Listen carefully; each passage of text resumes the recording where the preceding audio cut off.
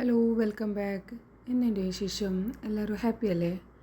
ഇന്നില്ലേ ഞാനൊരു റെസിപ്പി ആയിട്ടല്ല, പക്ഷേ ഒരു ബ്രേക്ക്ഫാസ്റ്റിൻ്റെ തിരക്കിലും ആ ഒരു വിശേഷങ്ങളും പറയാനായിട്ടാണ് വന്നിട്ടുള്ളത്. അപ്പോൾ കണ്ട് ഇഷ്ടമാവണമെങ്കിൽ സബ്സ്ക്രൈബ് ആക്കുക, ലൈക്ക് ആക്കുക, ഷെയർ ആക്കുക. അപ്പോൾ ഇത് ഞാനില്ലേ രാത്രി തന്നെ അരച്ച് വെച്ചതായിരുന്നു. ഇതിൽ ഉഴുന്ന് പരിപ്പും പിന്നെ കുറച്ച് കടലപ്പരിപ്പും പിന്നെ ചെറുപയറിൻ്റെ പരിപ്പും അങ്ങനെ 2-3 പരിപ്പൊക്കെ ഇട്ടിട്ട് അരച്ച് വെച്ചതായിരുന്നു. അപ്പോൾ ഇത് മസാല ദോശ ഉണ്ടാക്കാൻ ആദ്യം വിചാരിച്ചത്, പിന്നെ എന്തോന്ന് ആയിട്ട് ഞാനിത് ഇഡ്ഡലിയാണ് ഉണ്ടാക്കിയിട്ടുള്ളത്. ഇഡ്ഡലി തട്ടിൽ വെച്ചിട്ട് കുറച്ച് ഇഡ്ഡലി ഉണ്ടാക്കി. എപ്പോഴത്തെ ഇഡ്ഡലിനേക്കാളും ഒരുപാട് സോഫ്റ്റായിട്ട് നല്ല അടിപൊളിയായിട്ട് തന്നെ കിട്ടിയിട്ടുണ്ടായിരുന്നു. പിന്നെ നമുക്ക് മാത്രമായിട്ട് ഒരു 4 മസാല ദോശ മാത്രമായിട്ട് ഉണ്ടാക്കിയിട്ടുണ്ടായിരുന്നു. അങ്ങനെ ഇതൊരു പാത്രത്തിൽ മൊത്തത്തിൽ ഞാൻ അങ്ങ് ഇഡ്ഡലി ഒഴിച്ചു കൊടുത്തിട്ടുണ്ട്.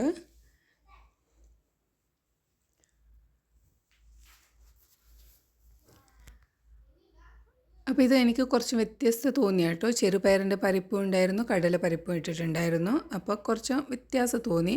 പിന്നെ ഈ ഇഡ്ഡലിക്ക് ഞാൻ ചട്നിയോ സാമ്പാറോ ഒന്നും ഉണ്ടാക്കിയിട്ടില്ല. തേങ്ങ ഉടച്ചിട്ട് തേങ്ങാപ്പാലാണ് കേട്ടോ ഉണ്ടാക്കിയിട്ടുള്ളത്. നല്ല രസമായിരുന്നു ഇഡ്ഡലിയുടെ കൂടെ തേങ്ങാപ്പാൽ കഴിക്കാൻ നല്ല രസമാണ്. നിങ്ങൾ ഇതുവരെ ഉണ്ടാക്കിയിട്ടില്ലെങ്കിൽ ഒന്ന് ഉണ്ടാക്കി നോക്കുക, ഇതിൻ്റെ കോംബോ എങ്ങനെ ഉണ്ടായിരുന്നിട്ട്. എന്നിട്ട് നിങ്ങൾ ഫീഡ്ബാക്കൊക്കെ അറിയിക്കാം. അപ്പോൾ ഞാൻ തേങ്ങ ഉടച്ചിട്ട് അരച്ചെടുത്തിട്ടുണ്ട് മിക്സിയിൽ. എന്നിട്ട് ഒരു ബൗളിലേക്ക് ഒരു തുണി വിരിച്ച് കൊടുത്തിട്ട് അതിൽ പിഴിഞ്ഞെടുക്കുക കേട്ടോ ഞാൻ തേങ്ങ ചെയ്തത്. ആദ്യത്തെ ഒരു തവണത്തെ പാൽ മാത്രം എടുത്തതാണ്. ഇതിന് വെള്ളം കൂട്ടിയിട്ട് ഒരുപാടൊന്നും ഉണ്ടാക്കിയിട്ടില്ല.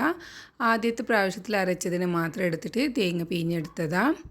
എന്നിട്ട് ഇതിലേക്ക് ശർക്കര ഒഴിച്ച് കൊടുത്തിട്ട് ഒന്ന് മിക്സാക്കിയിട്ട് ഇഡ്ഡലിയുടെ കൂടെ കഴിച്ചത് കേട്ടോ.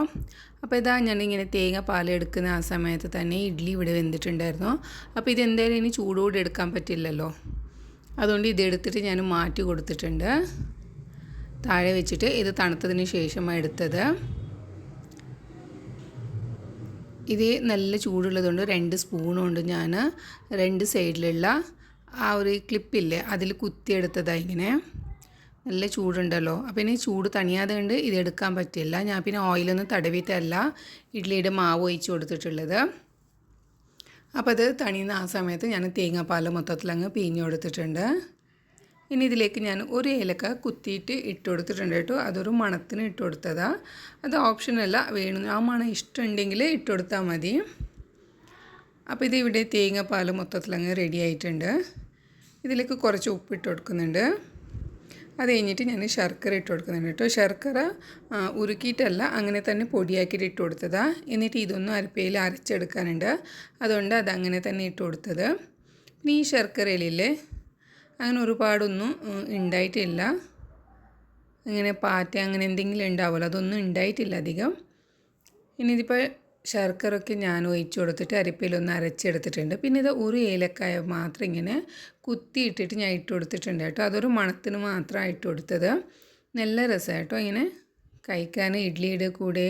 പിന്നെ ഈ മാവില്ലേ അതിലുണ്ടാക്കുന്ന ദോശയ്ക്കും ഈ പാൽ നല്ല ടേസ്റ്റായിട്ടോ. പിന്നെ ഞാനും പിള്ളേരും മാത്രം ഉള്ളതുകൊണ്ട് ചട്നിയോ സാമ്പാറോ അതൊന്നും വേണ്ടാന്ന് തോന്നി, അതുകൊണ്ടാണ് ഉണ്ടാക്കിയിട്ടുള്ളത്. ഇനിയിപ്പോൾ തേങ്ങാപ്പാലാക്കിയത് കൊണ്ട് തന്നെ എന്തായാലും കോഫിയോ അങ്ങനെ പാലിൻ്റെ എന്തെങ്കിലും കുടിക്കാനാക്കുന്നത് വേണ്ട, കട്ടൻ ചായ ഉണ്ടാക്കാമെന്ന് വിചാരിച്ചത്. അങ്ങനെ ഇവിടെ ചായ തിളക്കുന്നുണ്ട്. അപ്പോൾ ഇവിടെ ഇഡ്ഡലിയും റെഡി ആയിട്ടുണ്ട്. ഇനിയിപ്പോൾ ഇതെല്ലാം എടുത്തിട്ടൊന്ന് ഹോട്ട് ബോക്സിൽ വെച്ച് കൊടുക്കാം. അത് കഴിഞ്ഞിട്ട് വേണം ഒരു 3-4 ദോശ ഉണ്ടാക്കാമെന്ന് വിചാരിക്കുന്നത്. ആദ്യമായിട്ട് ഞാൻ ഇങ്ങനത്തെ മാവ് റെഡിയാക്കിയിട്ടുള്ളത്. അപ്പോൾ പാൻ വെച്ച് കൊടുത്തിട്ടുണ്ട്. പാനിലേക്ക് ഓയിൽ തടവുന്നതിന് പകരം കുറച്ചില്ലേ ഇങ്ങനെ വെള്ളം ഇങ്ങനെ തെറിപ്പിച്ച് കൊടുത്താൽ മതി കേട്ടോ. അപ്പോൾ ഈ ദോശയില്ലേ നമുക്ക് മീഡിയമിൽ ഇങ്ങനെ ചുട്ടെടുക്കുമ്പോൾ ഡ്രൈ ആയിട്ടൊന്നും ഫീൽ ആവാറില്ല.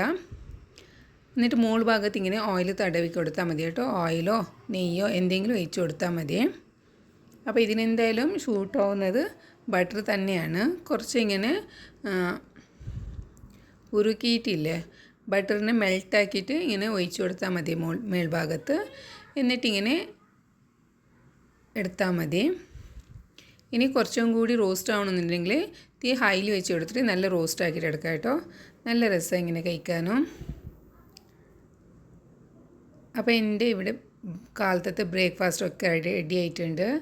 അടിപൊളിയായിട്ടുള്ള ബ്രേക്ക്ഫാസ്റ്റാണ്. അപ്പോൾ എൻ്റെ ചാനൽ ആദ്യമായിട്ട് ആരെങ്കിലും കാണുന്നുണ്ടെങ്കിൽ ഒന്ന് സബ്സ്ക്രൈബ് ആക്കുക, സപ്പോർട്ടാക്കുക, പിന്നെ ലൈക്ക് ആക്കുക, ഷെയർ ആക്കുക. നിങ്ങൾ എന്തെങ്കിലും അഭിപ്രായങ്ങളുണ്ടെങ്കിൽ ഒന്നും പറയാം, നമുക്ക് അടിപൊളിയായിട്ടിരുന്ന് ഗപ്ഷിപ്പൊക്കെ ആക്കാം. അപ്പോൾ എന്തായാലും ടേബിളിൽ കൊണ്ടുപോയി വെക്കാം. Thank you. ബൈ.